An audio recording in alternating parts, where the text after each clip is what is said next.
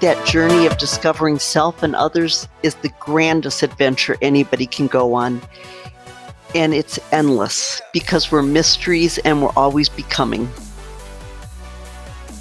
Welcome everyone to this another interesting episode on WorkPod.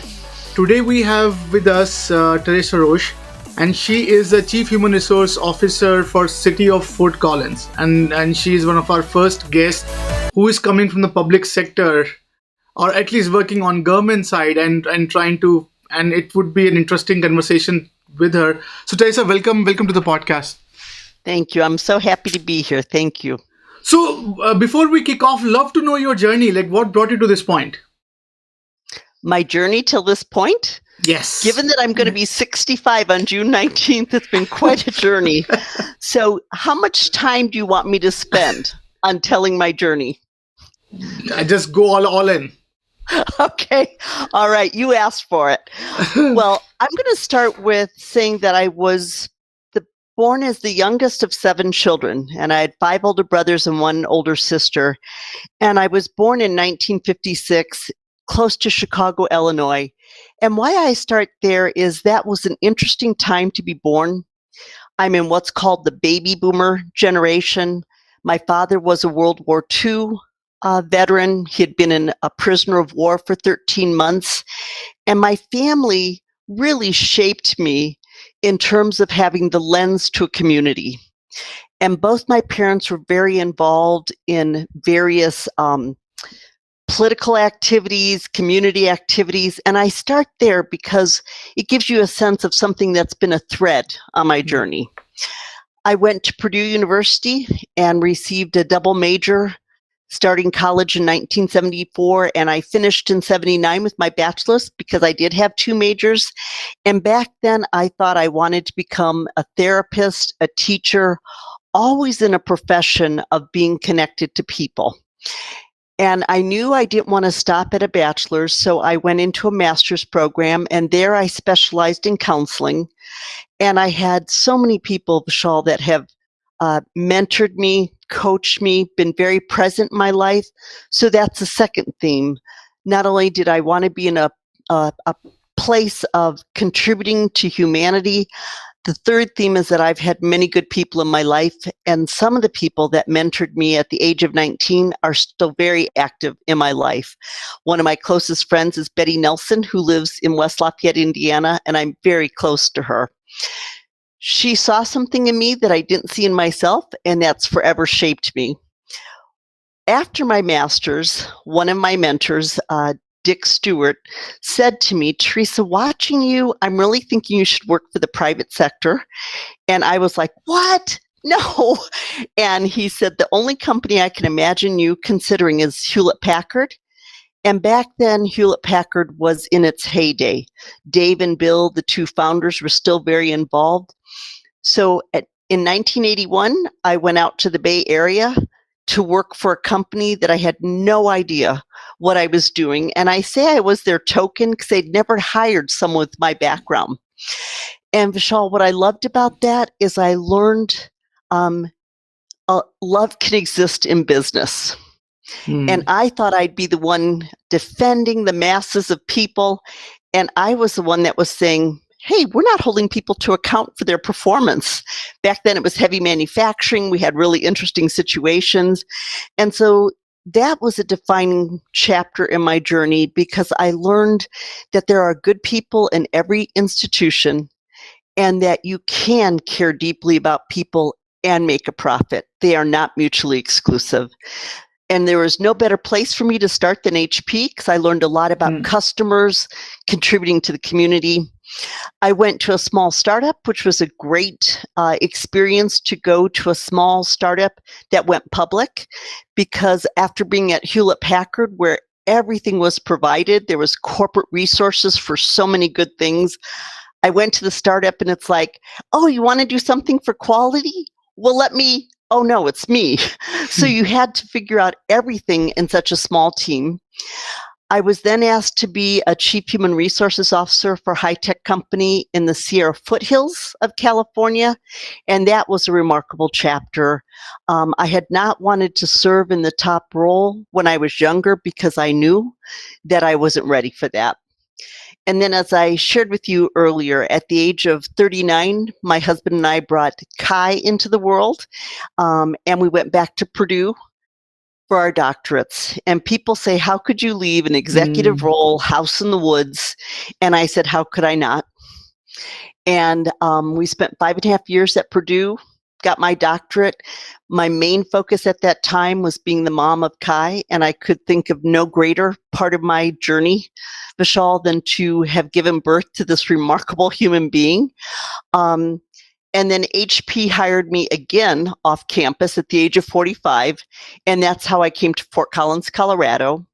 I was at HP for a little bit, and then Agilent Technologies, which had split from HP in 1999. I wasn't there then. They called me, and the subject line of the email was, come home, because I knew a lot of the people from Agilent. And I went to Agilent, and I was a global executive. I stayed in Colorado. My team was worldwide, and it was one of the most maturing chapters I had because I stayed long enough to really see if what we were doing in the system was working. And later on, you may ask me about one of my most inspirational leaders, and I'll talk about the CEO at that time, who was the first line manager I ever worked with in 1981, and then I was back with him in 2002. So I took some time after leaving Agilent. I wanted to scare myself, which sounds pretty interesting. But after working so long at one company, I wanted to see if I could meet new people.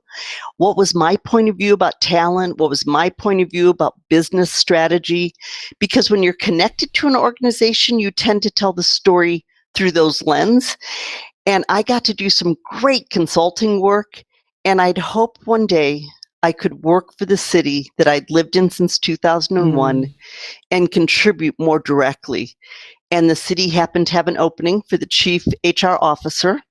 And if you wanted to ever hear a delightful story, they didn't choose me at first to even interview because I'd never worked in the public sector. And then I think, as a lot of life is, it was serendipitous. And they hired me in 2016. And just like when I went to the private sector in 1981, I had no idea what I was doing.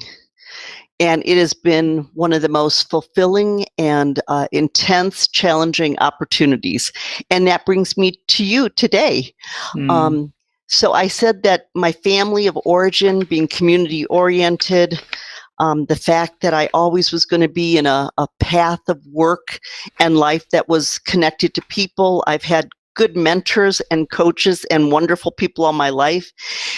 And what you might have also picked up from my journey is I like to keep learning, and I am not afraid to go into the unknown because I have a confidence that somehow it'll all work out if you're working with good people. That's fascinating, and thank you for walking us through that. So I remember talking to some of the executive from the federal one of the agencies there, and I was talking to him about what is the most fascinating, like what workers they enjoy working with. And I was talking about tell me about your aspirational leader, or I ask this question to everyone I meet, and he said, Vishal, you know what? Anytime, whenever we see someone coming from the private sector, it's always fun to see those people. I said, tell me why. He said, because obviously they bring sort of a totally different mindset, and they have very lack of respect for when it comes to patience and how the public sector moves. And on one side, we enjoy their pace. On the other side, we really enjoy breaking their dreams and passion and hope of moving things quickly and transforming the organization from gut up. I said, it's tell me about your experience. How has your experience been? Sure. Well, since I knew nothing of what I was going to walk into, I was very open. And I need to tell you, Fort Collins moves at an amazing speed. It does take more time to get certain things done because of the political process. And in the heart of democracy is listening to multiple voices.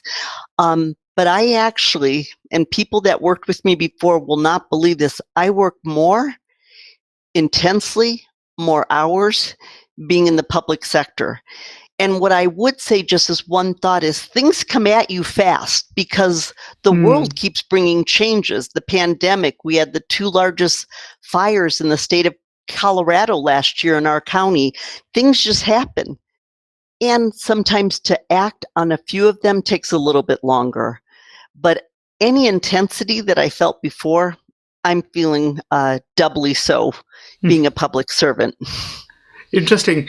And I love your perspective on the role of a civic body when it comes to training the localized workforce.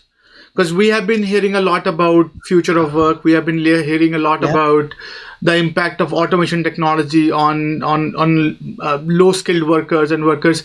So from your vantage point, what is the role of a city when it comes to delivering employment and opportunities to its citizens?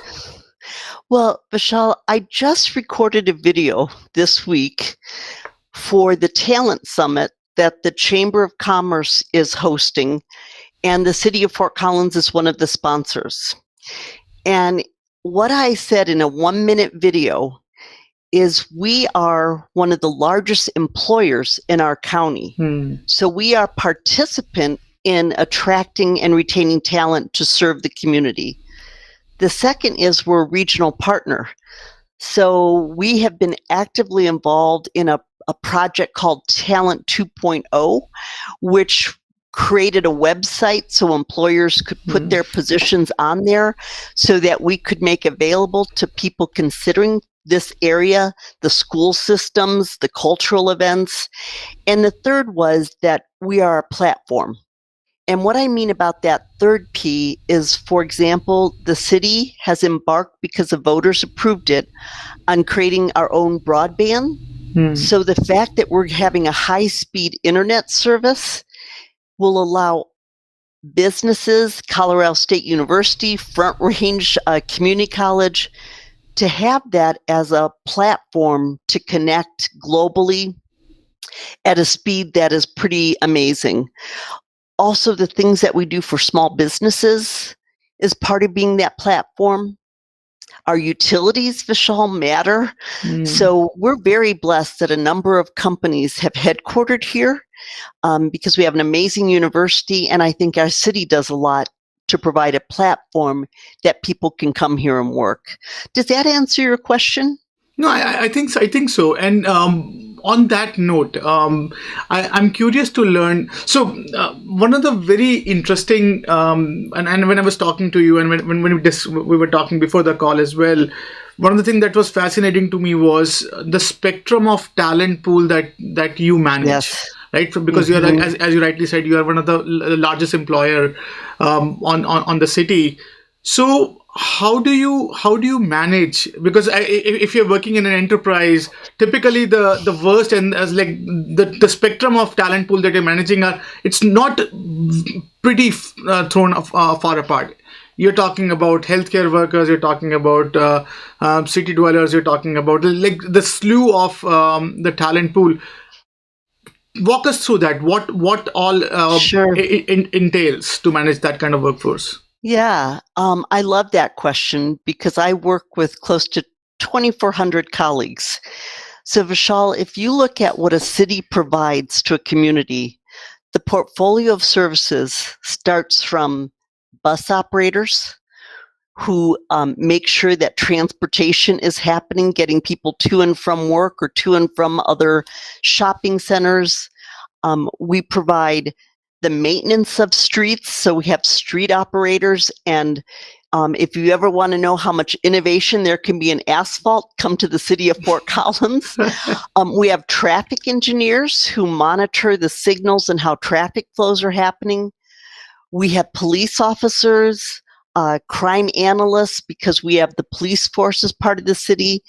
The firefighters are not part of the city, but I provide a benefits and other services to the fire agency. And then on the other end of the spectrum, you look at the utilities we provide, and we're a 5-utility city, which is not always usual. Water, wastewater, stormwater, electricity. So we have light and power, and then the fifth is broadband. So we have workers that are underground, taking care of the utility because they're built underground, all the way to engineers. And then we have finance, the internal services. And then the last area, as I look across our spectrum of talent, we have a department called Community Services, which is parks, and we have award-winning parks here in Fort Collins. Recreation, which is providing facilities and experiences from youth through our senior center. And then cultural services, we have a beautiful Lincoln Center where we put on Broadway touring shows.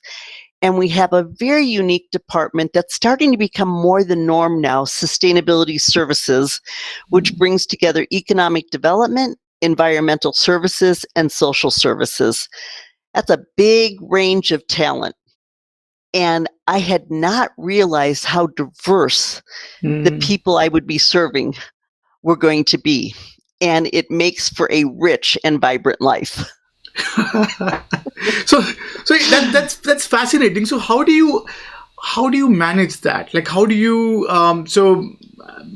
say learning and development of these people, or developing of this workforce, or with this diverse pool of workforce?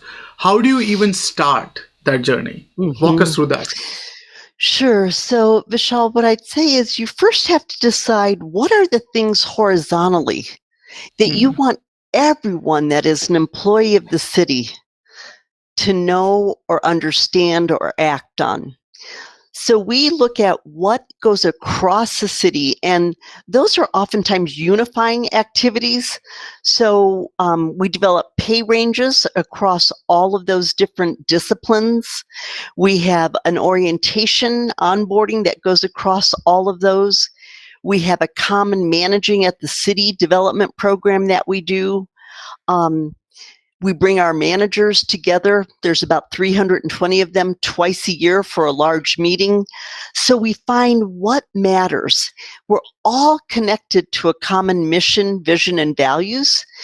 So think horizontally, and then you go vertically. So police officers need a whole lot of training. And we just opened a police training academy, and the police have some people on staff that do that development. Utilities, many of them need continuous training, like how to climb up the pole kind of thing. So there's vertical, orientation to that. So I would say that my team and I look horizontal and look at the commonalities, and then departments and managers look at what they need to do vertically to support the unique skills or specialization of the various pools of talent. That's interesting. And so yesterday I was talking to one of the private equity firm that so they acquire retail stores, and basically they manage a slew of retail stores around the globe, and they were talking about that one of the largest employer of unskilled or low skilled workforce is retail as well. And because of this pandemic impact, the people are slightly more comfortable in buying and selling things online compared to going to a retail brick and mortar store and doing those things. And cities, on that note, majorly manages that kind of infrastructure as well, where there are malls and there are sort of shopping outlets. So what is your take on considering whatever has happened over the last 1.5 years, the impact of this new reality that's emerging, where low-skilled workers have slightly lesser opportunities than they used to, and this ecosystem demands maybe retraining or readjusting the expectations for many of these workforce. What are you seeing from your vantage point? Sure, there's a lot in that. And so let me unpack it a little bit. For us, we continually have people that stay here long enough that they're able to retire. So we have opportunities for people to be promoted from within or hire new talent from the outside. So we have quite a bit of an employment engine, if you will. As far as the community, when we look at what's happened with the pandemic, we actually have industry sectors. And our funding, Vishal, is from sales tax and use fees. And yes, certain sectors like hotels went down in their sales tax, but retail, grocery stores, restaurants actually increased because we got very creative and looked at ways to support our small businesses, the restaurants, for example, through creating outdoor dining. But also we have this wonderful delivery service, and sometimes the city gives incentives for free delivery. So we've seen where restaurant workers were probably one of the biggest hits. And so there's been some efforts by the city to help with them. The thing you have to understand is Fort Collins, we actually fared pretty well, not only in the 2008 downturn, but during the pandemic, our revenue stream only dropped a little over 4% year over year because of the fact that sales tax in the total market shifted. And the other thing is online shopping. You may have followed what's happening there. We're actually able to collect taxes when people in this community buy from Wayfair, Amazon, Zappos, and that actually was a stream of revenue that was very helpful. And Vishal, the other thing that we have going for us is we have a land grant institution that's world-class, Colorado State University. So that's why this particular area, we fare better because we have a mixed industries. We have remarkable educational institutions, a remarkable healthcare system. So I don't know that my experience would be the same as other major cities or small communities. That's great. And one more fascinating thing that I want to learn from you is if reliving what we have already lived. It has been painful year and a half. So now if imagine yourself maybe on March, getting into May or getting into April, and then you realize this thing is happening and it's hitting cities and businesses fast. Walk us through how has you reacted and how you would have done differently like after 1 year of learning and understanding these ecosystems. Well, Vishal, I want to tell a couple of stories as evidence for how remarkable our response was.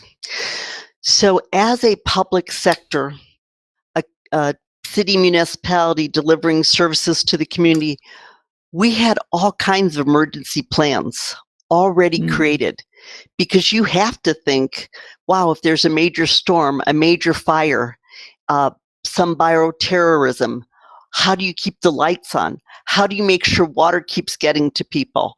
What will you think about for transportation? So we were actually really prepared for these kinds of scenarios.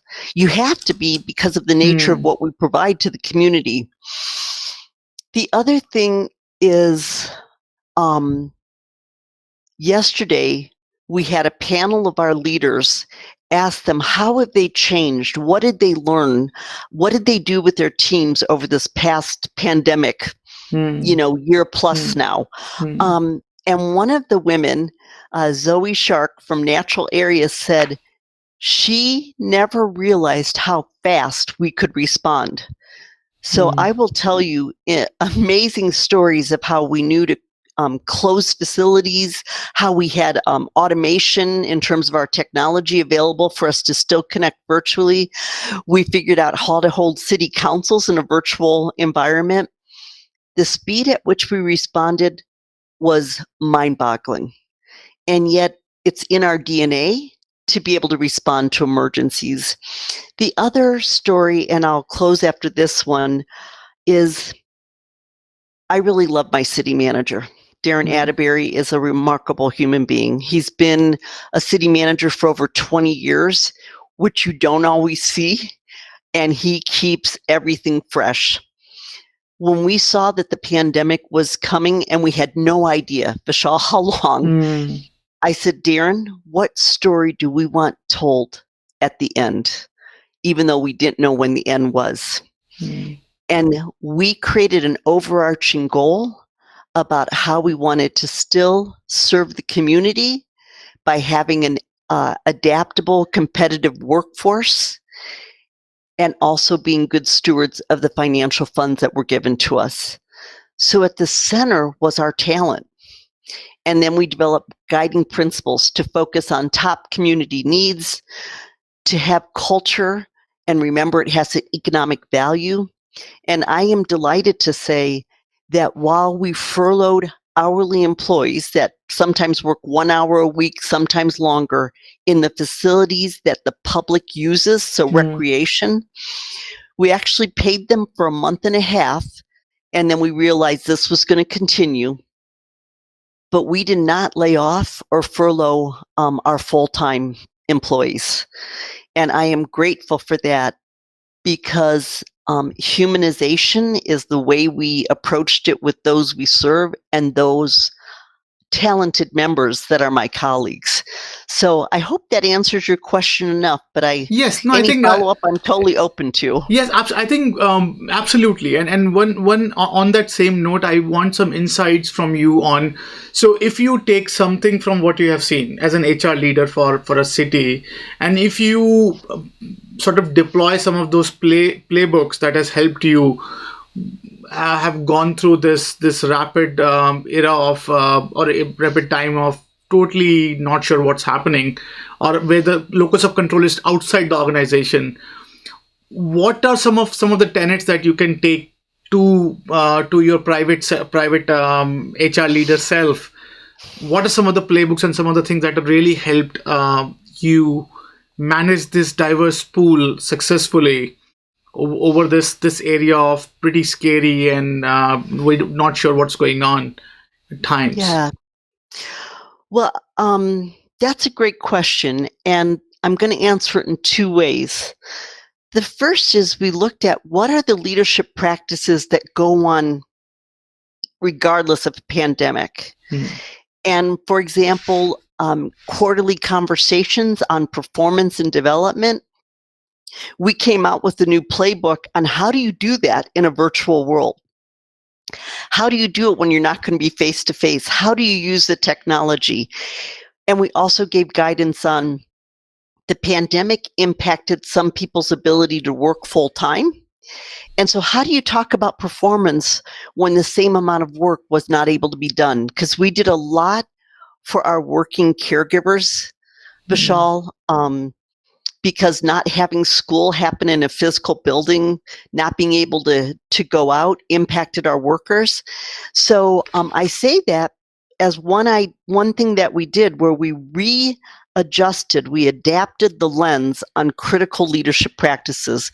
We normally do a very large engagement survey. We chose not to do it for expense, but we came out with pulse surveys using technology that we had. So we didn't abandon the things that matter most in leading people.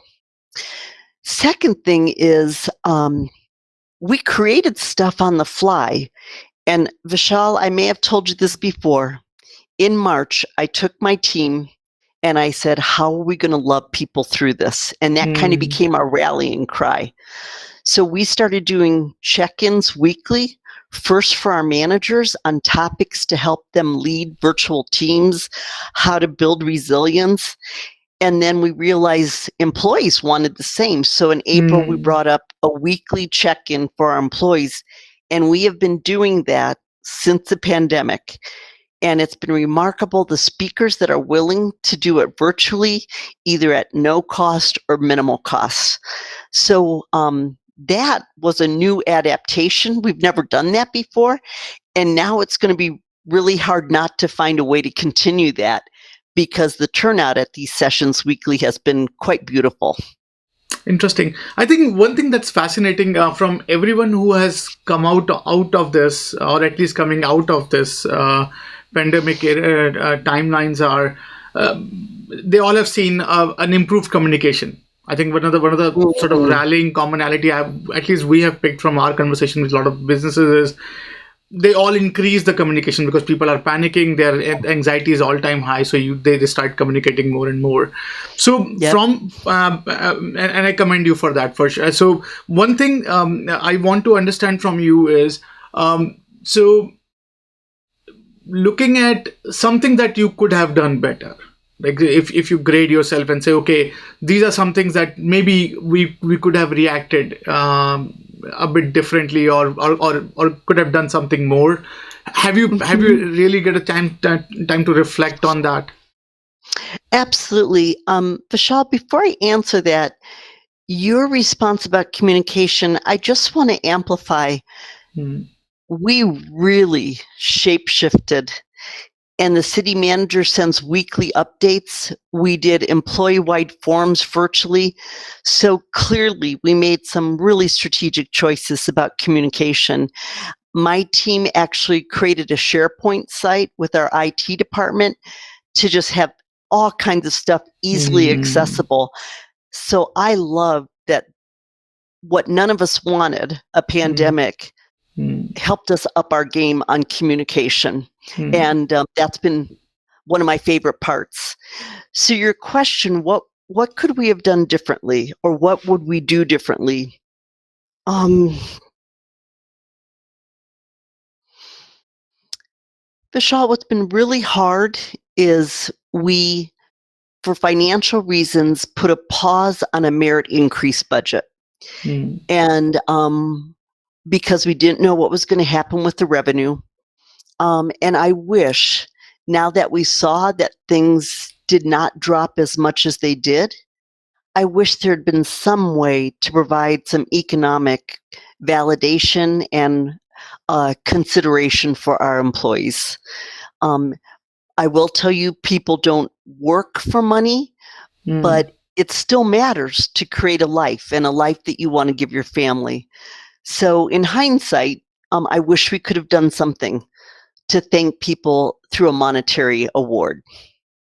Interesting. Wow. And one more thing I was thinking about. So before you join in the city, you're coming from a private mindset. You life a bit structured. Businesses are pretty structured. Expectations are clearly slightly better defined. And then you get into this sort of slightly more chaotic environment than a typical private enterprise. Walk us through your initial couple of days or weeks or months. How do you adjust your expectations to fit this new reality of managing slightly more diverse workforce and leading them? Like what does it that entails? So, Vishal, do you mean like managing the expectations of results, or So so managing the employee so experience? managing yourself, right? So now you are coming from leading a private enterprise to Hmm. now leading a city, and their infrastructure, human resource infrastructure. Sure. So how do you prepare yourself in this new found reality? Well, the good news is, and this has been in place long before I got to the city, we have a leadership system that starts with listening to the community and gets direction from city council. So we have a city plan that is a 5 to 10 year, sometimes 20 lookout. And then every year we make it a strategic plan with outcomes. So what helps us is we had clarity on what were we going to do, and discussions were had on what do you need to build a firewall around? Like, no Mm, kidding. You can't choose not to provide electricity. But for health and safety protocol reasons, many of our facilities for recreation, swimming pools, cultural events were closed. mm, Golf actually stayed open, and it was a banner year for golf. Um, so, what I'm trying to say is we had clarity of what we committed to so that we could decide what had to continue. And with my own team, we have very detailed plans. We immediately got together and said, what do we build the firewall around? like, what do we not, no kidding, have to do? And we were in the middle of a major retirement administrative shift. I couldn't stop that. And then we said, where can we let go, delay, stop doing, automate, so that we could free up capacity for new customized projects related to the pandemic. Had the city not had all these processes in place, it would have perhaps been more chaotic, but it worked for us because of just really amazing systems in place that city manager and others have led us years before I got here to do.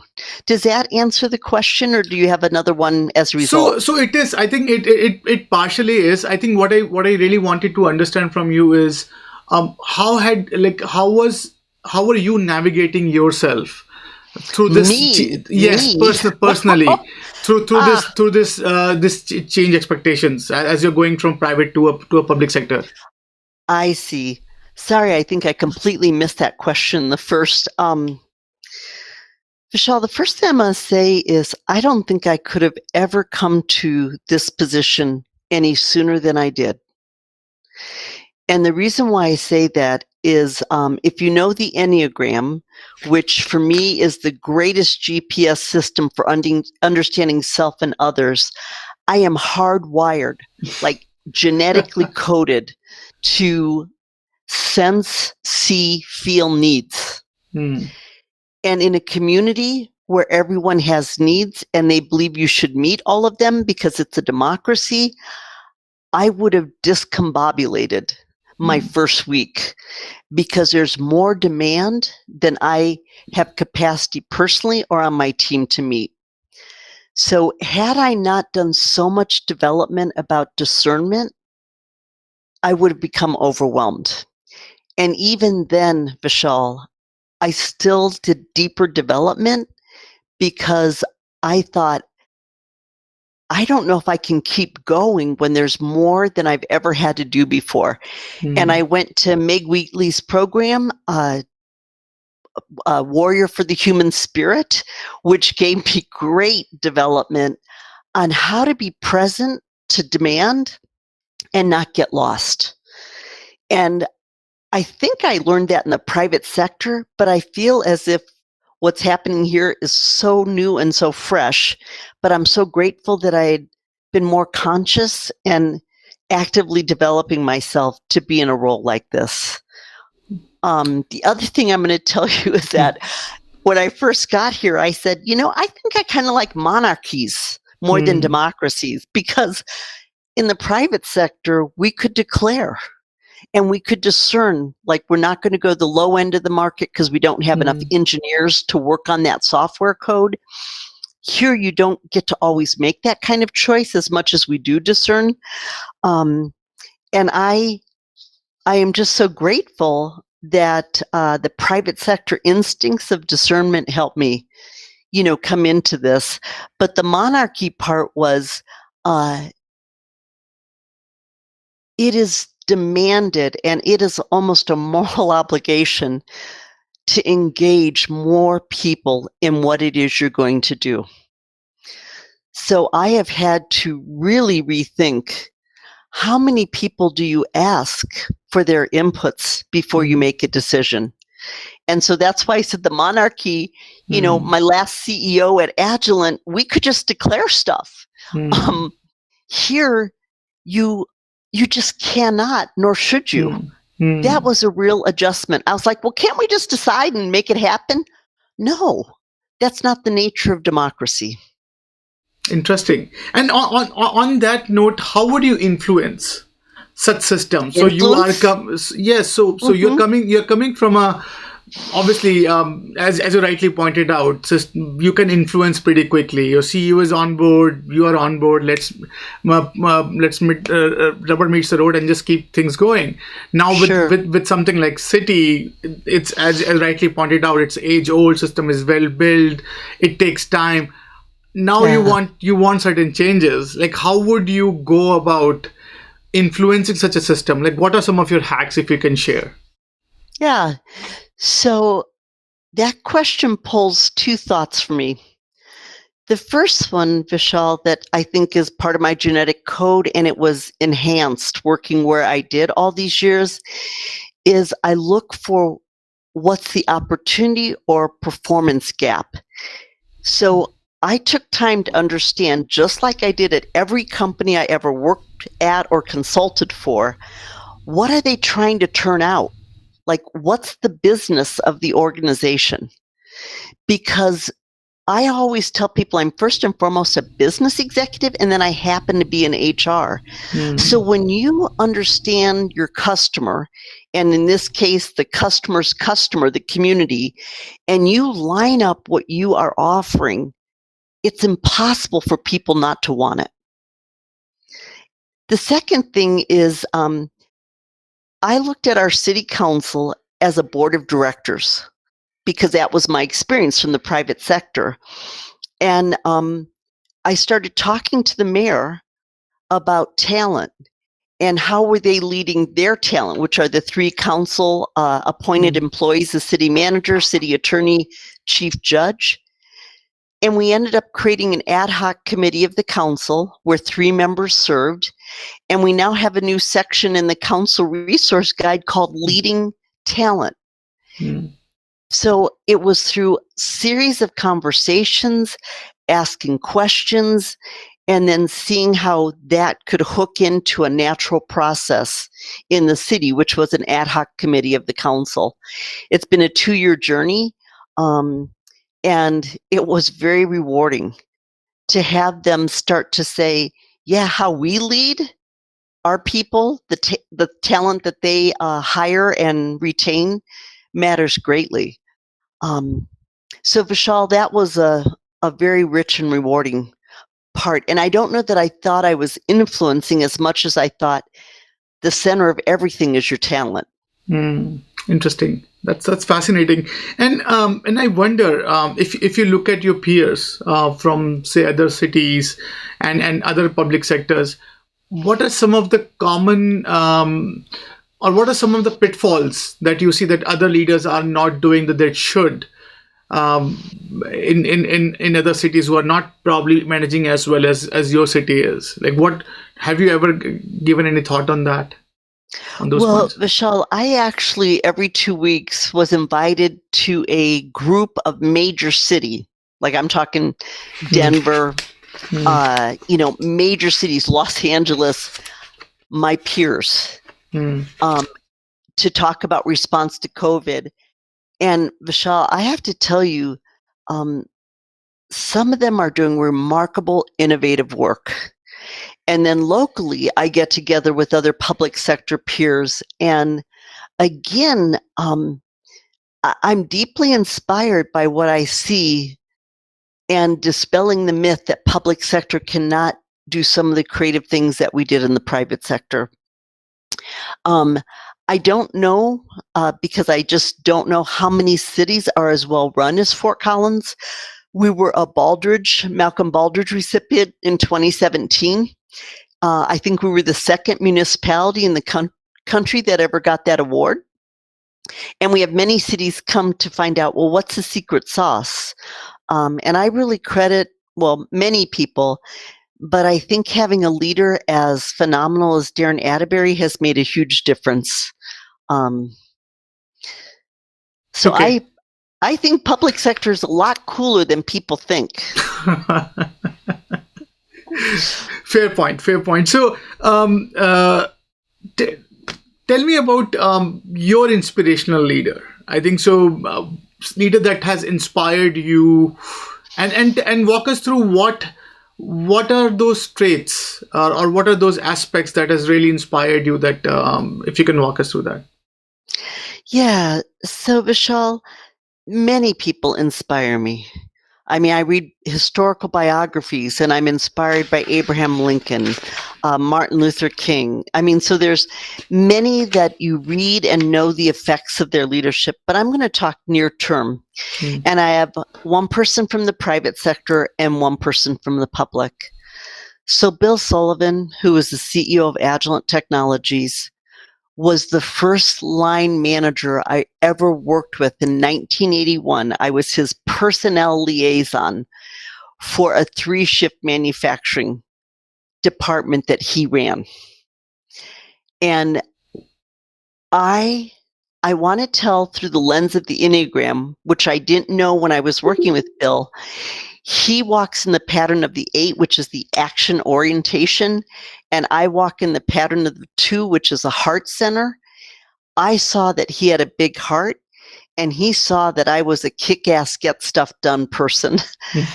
And I learned so much from Bill. He has a humility that is unbelievable. He is a curious learner, and he has a lot of wisdom. So when he asked me to come back to Agilent and he eventually became the CEO, he transformed the company. Agilent, when it split from HP, was at that time the biggest IPO because it was, sold as a new publicly traded company. And then the dot-com bust happened, and Agilent went through 9 quarters of consecutive loss. I mean, telling the street we didn't make our numbers again 9 quarters. Bill, when he was identified as the CEO after a search by the board, said, we're going to go back to our basic competency and measurement. And he transformed the company. And he said, Teresa, it's as if we're starting it all over again. And what I loved about Bill is he would choose a theme, embed it, and then go to the next. So, I mean, I could write volumes about that time. Bill was willing to listen to people. He knew when a decision needed to be made. And he taught me one of the things. He said, Teresa, the worst thing you could do is waste people's time as a leader. And sometimes waiting to make a decision is as bad as no decision. So he said there's 2 parts to decision making. You make the best decision on data and intuition, but then you see if it was okay. And if it's not, then make the second one to adjust it. That taught me a lot. And so Bill was an inspirational leader of mine. In the public sector, the person I've already mentioned twice is Darren Attebury. To stay in the game of serving a community and going through a number of different mayors and elected officials that serve on council, he reminds me of that great article that I think the author was Bob Nadler, Nadler. That's my recall. And it was called The CEO's Second Act. And it was a brilliant article that a lot of CEOs that start up an organization aren't the ones to help it mature. Or, if they go through an acquisition, and very few CEOs can do a second act. The ones that did were the ones that are willing to learn. And I think Darren Attebury has a second act, a third act, a fourth act, because every time we have elections, it's a new council. And he has navigated that beautifully. And watching him has taught me a lot about how you make a bigger table for more people to be at it. Interesting.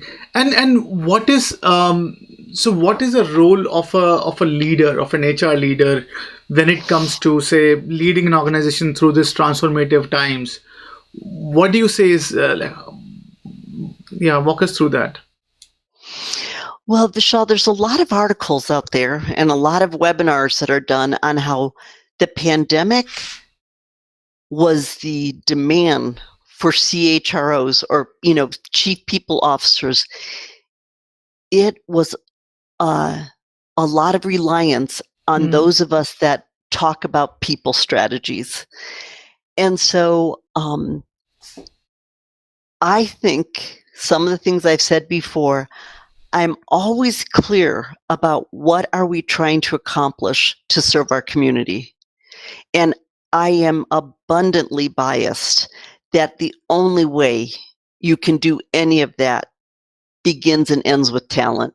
And I constantly learn, how do we think about talent? How do you attract talent? How do you retain it? And things that I did in the 80s are not necessarily what needs to be done now. And so I am a curious, insane learner. And I read a lot, but more importantly, I connect to peers. And I still have so many relationships from the private sector, and now I have many in the public sector. So I don't assume that I know anything, but I do know how to go ask questions and find out, good resources. That's fascinating. So now let's fire up the conversation a bit. So we have a segment that we run called rapid fires. So and typically in the rapid fire is, so I'll just usher a word, and then just yell out whatever comes to your mind. I definitely want your perspective. Like a Rorschach test. Okay, yes. I can do it. So future of work. Compelling. Interesting. Technology. A great disruptor and enabler. Fair point. Leadership. A privilege. Interesting. Remote work. Full of possibilities and pitfalls. Equity. It's a polarity. Well, Vishal, the possibilities for talent to work anywhere and to optimize their life is beautiful. And people still need to have connection and community. And I can tell you that my colleagues have worked beautifully in all virtual and hybrid. People miss each other, though. And so one of the questions we're asking ourselves is, when do people need to physically be together? When do they need to be with customers? And if we don't get that right, the thing that binds us, the culture, the connection, the community, could become a pitfall. So I am wide-eyed on the double-sided coin that remote work brings us. Interesting. Equity. Critical. Interesting. Diversity. Beautiful. Legislature. Essential. Jobs of future. Endless. What's available and what will evolve. Interesting. Future of learning. Never ending. Ubiquitous. Continual. Breathing. Something exciting. Life. Wow, I think that's pretty interesting. Things that keeps you up at night. My dreams. I'm a very active dreamer. And I'll wake up in the middle of the night and I'm like, whoa, I'll have to awaken that one because that was an interesting scene. So, yeah, Vishal, I love getting older. And I remember the days that I would wake up and a monkey brain would come on. I have a remarkable therapist that really helped me learn how to relate to that differently. And because I feel like monkey chatter is waste, and I think every moment we're alive is precious, I let very little keep me awake. Because that doesn't serve a lot of purpose, friend. I also think as I've aged, somehow you can always make it through. Nothing should hijack us to believe that we have to lose hope or our optimism. That's very deep. Well, that's what people say about me, is I tend to go very deep and I'm very intense. I think it's fascinating because I think very few times you actually interact with leaders who are breadth as well as depth, which is pretty interesting. Like, so it gives you a moment of, okay, let's let's ease a bit and just let's dive. It's fascinating, and thank you for that. So by the way, so now last part of the conversation, and thank you so much for being so candid and walking us through your journey. So now let's talk about some of your personal accomplishments. So we ask all of our guests to talk about some of the qualities that has helped them be successful and be whatever they are today. What are your those qualities? Like, what are your those qualities for you? What qualities would you attribute your success to? So, I'm going to return to some of what I said in my life journey. We're all born curious. We all have that innate ability. Educational systems, other factors can cause us to lose that. I never have. So you could bring me a physics book right now and I would want to read it and I could see how it applies to humanity. So I think being curious all these years, and I'm grateful that I had parents that never tried to stop that. I think the other, Vishal, that has served me well, and it's a natural part of me, is the ability to connect to other humans. So that heart space and being able to be present to others and myself has been a gift. I also, it's interesting because I enjoy time alone so I can process and, think. But I look through the lens of community, and whatever I do affects others. And I grew up with the belief that those of us that can should.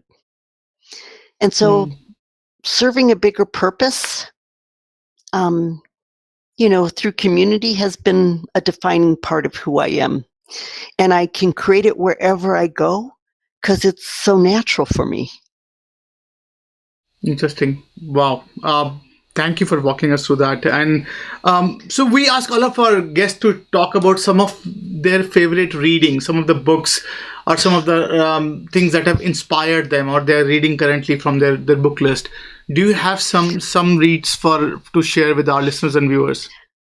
Yeah. So you're only seeing one bookshelf behind me because my husband and I sold our home and we're eventually going to go to a smaller home that we're designing. So I'm in a townhome and we didn't want to bring everything. And if I was ever going to lose my marriage, it would be over the number of books that I have. But I cull. So reading is a spiritual practice for me and an intellectual stimulation. I actually am asked all the time, what are the books that have informed me and shaped me? So I'm gonna answer two different ways. I thought about what's one book that I could really point to that helped me as a leader, and any book by Doris Kearns Goodwin I love. She's a wonderful historian. But the book A Team of Rivals, The Political Genius of Abraham Lincoln, I read when it came out in the private sector, and it really helped me in that environment, and most assuredly it's helping me in this one. Lincoln was called to a purpose bigger than himself. He did not try to move through his melancholy. He held both light and dark. And he was mercilessly made fun of by several. And he won the presidential election, and these other, in that time it was men, that said horrible things about him. He said, I cannot deny the nation the most intelligent people to help us at this time. And that's where the title came from, A Team of Rivals. So his humility, his grace under pressure, how he could hold his egoic state away from a deeper purpose. He is timeless in his teachings. Now, I will tell you that I thought I knew something about diversity and inclusion, and I may have, but it sure is a whole new world. So I have just been on a reading, deep reading on books like Isabel Wilkerson's Caste, Dr. Zendi's How to Be an Anti-Racist, a beautiful book, My Grandmother's Hands. I've gone back and read James Baldwin, who I was introduced to in high school. So I am trying to wake up and see things through a new lens. So that's been a whole pattern of reading of mine lately. Now I'm going to stop because my list about things that I love to read that are shaping me is... I'll just share one other just so you see that I read from a variety. I love reading quantum physics and chaos theory. I think those insights are helping us look at leadership today. Right. And an author among the many that I love is Jody Picoult. And why I love her is she writes fiction. She does deep character development on dilemmas or polarities where you have no answer that is clear. And to go through a story where you might think, well, that was wrong, and then see the other perspectives, it just helped me hold gray more, because I see life now as a shades of gray and some things that are definitely black and white. And she researches her topics. So I forget the name of the book, but I learned about humpback whales because in her writing, I learned about autism through one of her books. So she, I love her books and I devour them like candy. Interesting. And so Jody Picoult, you said? Yeah, it's Picoult. Okay. I'll check that. Okay, awesome. So thank you for that. And this is fascinating list, by the way. So now, last but not the least, so if you want our listeners and viewers to take away something from this conversation, what would that be? What would be your closing remark to our listeners and viewers? Local government can be great. On a personal level, Vishal, my teachable point of view, and I actually have a 2-page paper I wrote, is about leadership being approached to one's life, not a position you hold. And I always ask myself, who am I to lead?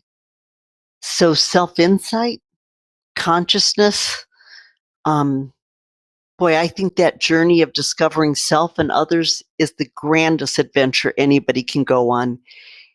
And it's endless because we're mysteries and we're always becoming. So local government can be great, which I've learned from working here at the city of Fort Collins. And boy, all transformation begins within. Beautifully put. With that, so thank you so much for this splendid conversation. I think we learned a lot, and I think so. One of the key takeaway that I picked from your conversation is communication is the key when things are dark and foggy. And then obviously, as you rightly pointed out, the diversity is beautiful. So it takes it takes an eye to understand and then leverage whatever you have, and then thank you for leading a great organization. Thank you for all you are doing to help the community through this testing time, and I do appreciate you spending time with us on this podcast. Well, you honor me, and as I said to you when you asked me, I'm always humbled when someone thinks I might have something to offer others. So thank you for that gift. It's precious to me. Thank you. I was homesick, never really knew that I would have to grow up so quick.